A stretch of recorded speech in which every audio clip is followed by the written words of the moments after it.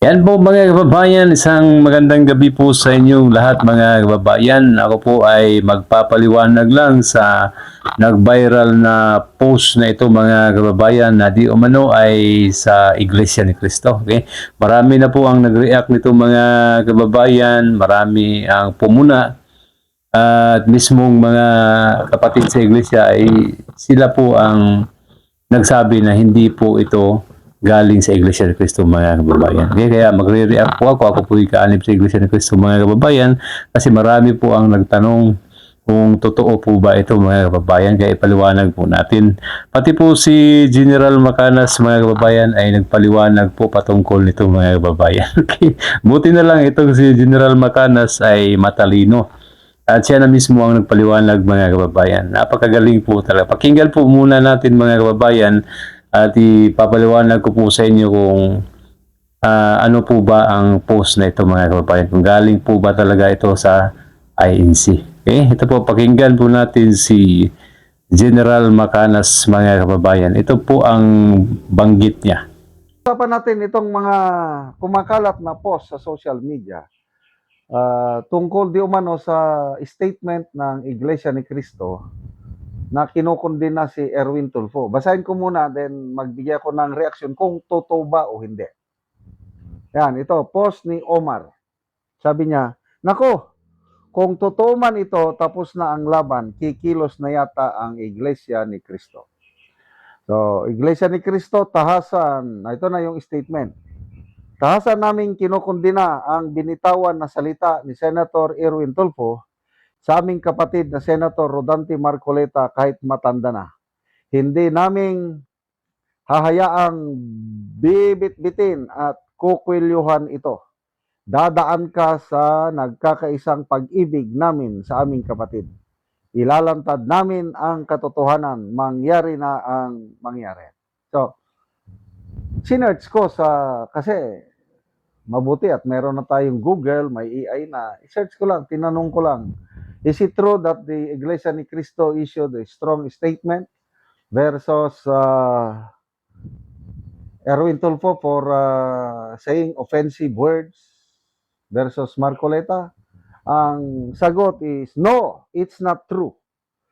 There has been no official statement issued by the Iglesia ni Cristo against Senator Tulfo for his recent clashes with Senator Rodante Marcoleta. Kaya, hindi po totoo. Klaruhin natin, masama po yung mga nagpapakalat ng fake news na yan. Di ba? Kaya lagi akong nanonood kay General Macanas mga kababayan kasi magaling po talaga ito. Hindi po ito basta-basta naniniwala sa mga fake news mga kababayan. Okay? At hindi po ito bias mga kababayan. Hindi po ito nang-uusig sa kapatiran sa Iglesia ng Cristo. Okay? Kaya kung gusto po ninyong makasiguro mga kababayan kung fake news ba o hindi, ang mga naglalabasan po na mga post patungkol po sa Iglesia ni Cristo, doon po kayo sa INC News and Updates mga kababayan. Yan. At pati na rin sa Net25 News and Information mga kababayan. Okay, dyan po kayo manood at dyan po kayo kumuha ng balita mga kababayan para hindi po kayo maligaw. Okay?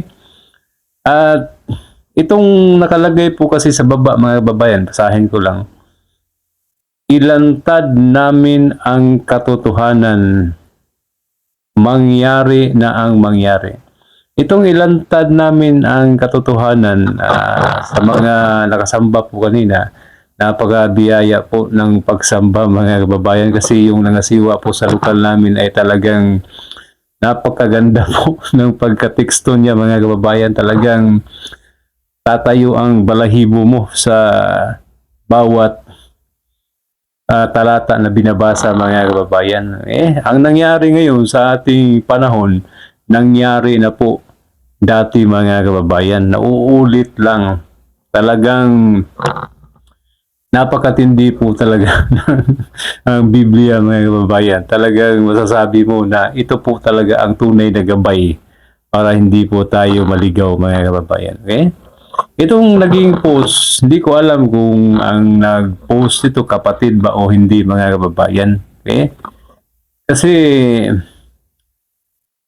ang ganitong pahayag ay hindi po ito statement ng INC, mga kababayan, pero ang ganitong pahayag, ito ay damdamin po ng isang kapatid, mga kababayan, na talagang nasasaktan. Kasi iisang katawan, tapos pag nasaktan yung kalingkingan, mga kababayan, siyempre ang buong mararamdaman po yan ng buong katawan. Ganun po ang Iglesia ni Cristo, mga kababayan. Ganun po namin pinapahalagahan ang pagkakapatid, higit pa sa kapatiran, mga kababayan, sa laman. Ganun po ang INC. Okay, kaya ito ay malinaw na hindi po pahayag ng INC, mga kababayan.